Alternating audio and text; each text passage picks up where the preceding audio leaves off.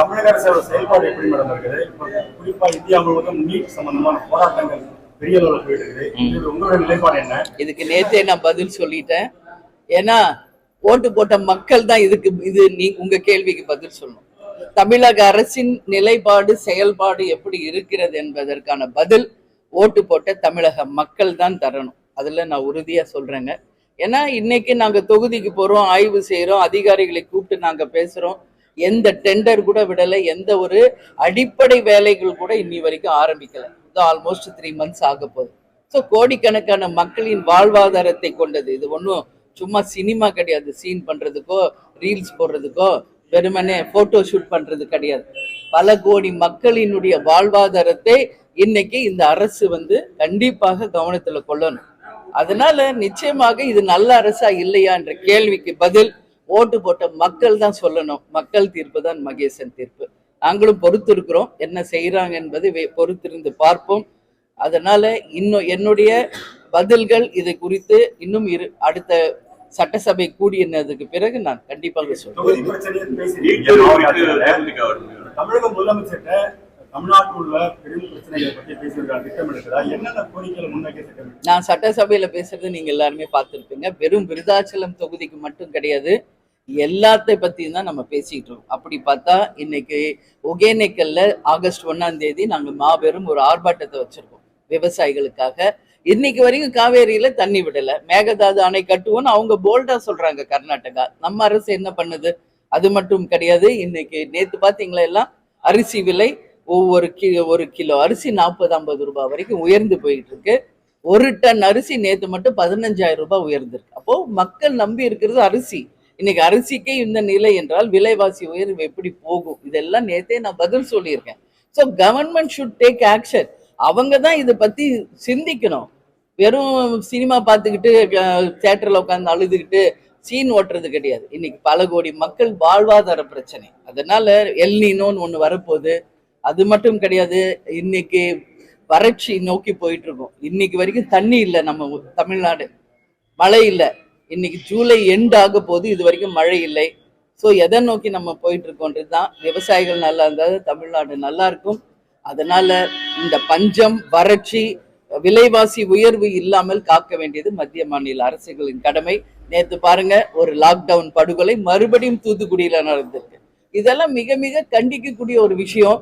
தொடர்ந்து திருநெல்வேலி, தூத்துக்குடி, நாகர்கோயில் இது மாதிரி தொடர்ந்து லாக்டவுன் படுகொலைகள் நடந்து கொண்டிருக்கு. தேமுதிக சார்பாக கண்டன அறிக்கைகளை நாங்கள் கொடுக்குறோம். எங்க மாவட்ட செயலர் நேராக போய் சந்திக்கிறாங்க. நான் நேரடியா அவங்களோட பேசிக்கிட்டு இருக்கேன். இது தடுக்கப்பட வேண்டும். எந்த காவல்துறைக்குமே ஒருத்தரை அடிச்சு கொள்கின்ற எந்த சட்டத்திலும் கிடையாது. கூப்பிட்டு போனா விசாரிங்க, அவங்கள கோர்ட்ல ஒப்படைங்க, அவங்க கொடுக்கட்டும். தப்பா இருந்தா அவங்க பனிஷ்மெண்ட் கொடுக்க போறாங்க. அடிச்சு கொள்ற உரிமை இங்க யாருக்குமே கிடையாது. இது கண்டிக்கக்கூடிய விஷயம். ஏதோ காவல்துறையை நம்ம பாதுகாக்க தான் போட்டிருக்கோம், அடித்து கொள்றதுக்கு யாரையும் போடல. அது உண்மையாக நாங்க தேமுதிக சார்பா கண்டிக்கிறோம். அதான் நேத்து கூட நான் அறிக்கை கொடுத்திருக்கேன். வேலியே பயிரை மேய்த கதையா இருக்கு. இனி இது தொடரக்கூடாது என்பதையும் இந்த நேரத்தில் நான் உறுதியாக சொல்றேன்.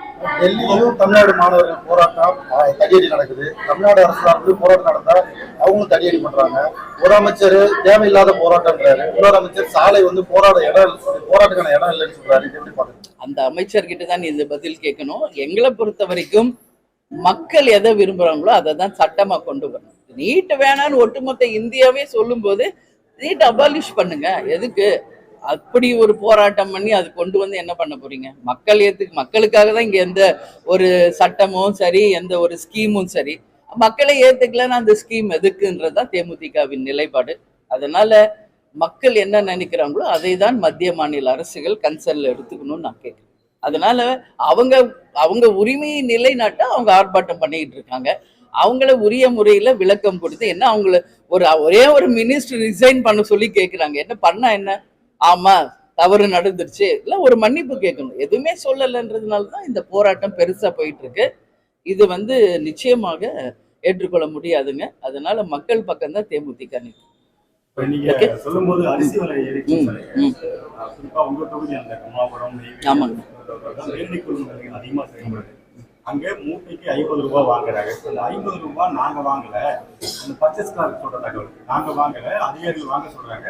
15 ரூபாய் லாரிக்கு கொடுக்குறோம், 15 ரூபாய் அதிகாரிகள் தரோம், அங்க இருக்கிற கூலி தொழிலாளர்கள் தரோம். அது பிறகு வந்து நான் மின்சாரம் வந்து பக்கத்துல அருகில் இருக்கிற கோயிலையோ வேற எங்கேயோ எடுக்கிறோம். இதுக்காக தான் 50 ரூபாய் வாங்குறோம்னு சொல்லிட்டு ஒரு நியாயப்படுத்துறாங்க, லஞ்சத்தில் நியாயப்படுத்துறாங்க. அதுக்கு ஒரு போராட்டம் நடத்துறாங்க. ஆனா இந்த அரசு நாங்க தூய்மையான அரசு எங்களுக்கு சவுட்னு சொல்றாங்க. ஆனா இது பெரிய நடவடிக்கை இல்லை. இப்ப 717 மதுபான கடைகளை மூடுவோம்னு சொன்னாங்க. எத்தனை மூடி இருக்கு உண்மையில் எத்தனை மூடி இருக்கு? ஒரு பக்கம் மூடிட்டு இன்னைக்கு பாரோட பல இடத்துல டாஸ்மாக் கடைகள் வேற ஒரு ரூபத்துல வந்துகிட்டு இருக்கு. இன்னைக்கு தமிழ்நாடு முழுக்க மின்சாரமே இல்லை, பல இடங்களில் மின்வெட்டு. இன்னொரு பக்கம் பார்த்தா மின் கட்டண உயர்வு. ஆனா அவருடைய கோரிக்கை செகண்ட் கையெழுத்தே வந்து இவ்வளவு யூனிட் மின்சாரம் ஃப்ரீயா தருவோம்னு சொல்றாங்க. ஃபர்ஸ்ட் மின்சாரத்தை கொடுங்க, மின் கட்டண உயர்வை ஃபர்ஸ்ட் கம்மி பண்ணுங்க, அதுக்கப்புறம் நீங்க கொடுக்குற இலவசங்களை அறிவிங்க. ஏன்னா இங்க என்ன உண்மையோ அதை விட்டுறாங்க. கண் துடைப்பு தான் எல்லாமே நடக்குது. மாற்றம்னு சொல்றாங்க. என்னை பொறுத்தவரை எந்த மாற்றத்தையும் பார்க்க முடியலைங்க. புதுசா எந்த மாற்றமும் இங்க வரல. அதே கண் துடைப்பு தான் நடந்துகிட்டு இருக்கு. அதனால அரசு வெறுமனே இது சினிமா கிடையாது. அதனால உண்மையான ரியல் ஹீரோ ஆகணும்னா சொன்ன வாக்குறுதிகளை நிறைவேற்றும். Okay, thank you. எல்லாமே நன்றி.